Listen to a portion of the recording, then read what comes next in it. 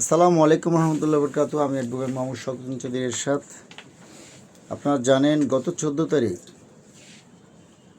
চট্টগ্রাম আদালতে শহীদ সাইফুল ইসলাম আলিফ ভাইয়ের হত্যাকাণ্ডের আসামিদেরকে হাজির করা হয়। সেদিন দ্রুত বিচার ট্রাইব্যুনালে চার্জ গঠনের দিন ধার্য ছিল। মামলার আসামি চিন্ময়কে নিরাপত্তাজনিত কারণে আনা হয়নি। আবার ধার্য তারিখ রাখা হয় 19/1/2026। আমরা বাদী পক্ষে ন্যায় বিচারের স্বার্থে আমরা আইনজীবীগণ উপস্থিত ছিলাম। বিজ্ঞ আদালত আসামিদের বক্তব্য শুনেছেন। আসামিরা তারা আইনজীবী নিয়োগ করতে চায়, বিজ্ঞ আদালত বলেছেন, এবং আমাদের public prosecutor senior advocate SU Nurul Islam সাহেবও বলেছেন, আপনারা যদি আইনজীবী নিয়োগ দিতে চান এবং আপনাদের আইনজীবী নিয়োগ দিবেন, যদি দিতে আপনারা নাও পারেন, প্রয়োজনে বিজ্ঞ বিচারক নিজেই বলেছেন ওনার দায়িত্ব নিয়ে আইনজীবী নিয়োগ দিবেন। সব ঠিকঠাক। 19 তারিখ ডেট দেওয়া হলো। আদেশ দিয়ে বের হওয়ার সময় এই আসামিগুলো দরজায় বের হয়ে বিজ্ঞ বিচারককে, আদালতকে, আমাদের আইনজীবীদেরকে অসম্মান করে অশালীন কথা বলার সময় পুলিশের নীরবতা দেখে আমি একজন পুলিশকে বললাম, ভাই এদেরকে একটু থামাতে বলেন না, এরা যে আজে বাজে কথা বলছে, আপনারা এদেরকে একটু দমান।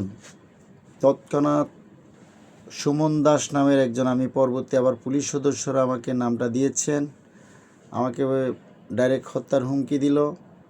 আবার তাকে যখন তার সাথে কথা বলতে চেষ্টা করি, তার সাথে তার হাত করা লাগানো আদার্স আসামিরা কেউ নমনীয় হয়ে বলল ওর পক্ষ হতে ক্ষমা চাচ্ছি, ও বুঝে নাই, ও না বুঝে এটা ভুল করেছে। আবার দেখলাম নিচে নেমে এদেরকে গাড়িতে ওঠানোর সময় দ্রুত কিছু বিপদগামী মহিলা, পুরুষ এবং ওই মহিলার মধ্যে কয়েকজন শিক্ষানবিশ আইনজীবীও নাকি আছেন হিন্দু ধর্মাবলম্বীর, তারা অশালীন অকথ্য ভাষায় আদালত থেকে নিয়ে আমাদেরকে নিয়ে অনেক গালিগালাজ করলো। আমরা তাদেরকে ধীরে বুঝালাম। আজকের এই লাইভ থেকে আমি একটি জিনিস সবাইকে এবং কর্তৃপক্ষকে আকুল আবেদন করব, 26শে নভেম্বর 2024 সেই দিন আমাদের তৎকালীন জেলা আইনজীবী সমিতির সভাপতি, সাধারণ সম্পাদক তৎপরতাই ছিলেন না, অবহেলায় ছিলেন। আদালত প্রাঙ্গণ কীভাবে ঘিরে ফেলেছে এবং কুচক্রী মহল পুরা ঘিরে মসজিদ ভাঙচুর থেকে শত শত নিরহ মানুষকে কোনো ব্যবস্থাই নেননি।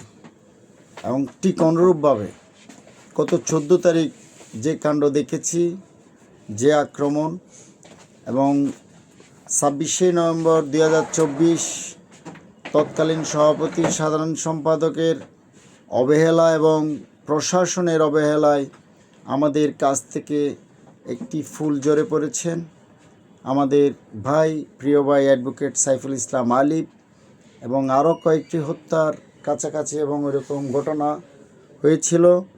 তৎক্ষণাৎ আল্লাহ আমাদেরকে বাঁচিয়েছেন। মসজিদে আক্রমণ, মসজিদের ভাঙচুর, দাড়িওয়ালা টিপিওয়ালা লোককে আক্রমণ অনেক হয়েছে। এখন বলবো আগামীকাল এই মামলার ধার্য তারিখ, প্রশাসন নিরাপত্তাজনিত কারণে উনি গত 14 তারিখ আনেননি এবং আগামীকাল আনবেন, ইতিমধ্যে আমাদের ঘোষণা হয়েছে।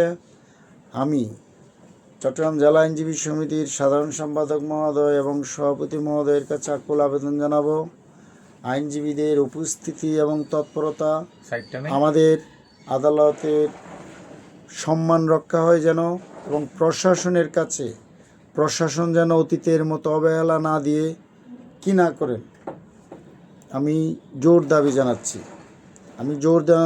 জানাচ্ছি। প্রশাসন যেন খুব তৎপর থাকে, বহিরাগত এবং বিপদগামী এবং ভারতীয় দূষর দালাল, আওয়ামী লীগের প্রতিস্থাপনকারী কেউ যেন এটা নিয়ে কোনো ফায়দা লুটাতে না পারে। আমি আপনাদেরকে আরও একটু বিষয় অবহিত করব। ওই দিন আসামিদেরকে প্রিজন ভ্যান ওঠার সময় ওরা জয় বাংলার স্লোগান দিয়েছে এবং জয় বাংলা স্লোগান দিয়ে তারা ঢোকার সময় কেউ কেউ যখন জয় বাংলা স্লোগান দিচ্ছে আর কিছু কিছু আসামি তাদেরকে থামানোর কথা বলে যে না এখন এগুলা বলিও না। তাহলে হচ্ছেটা কি? সবাই সাবধান থাকবেন।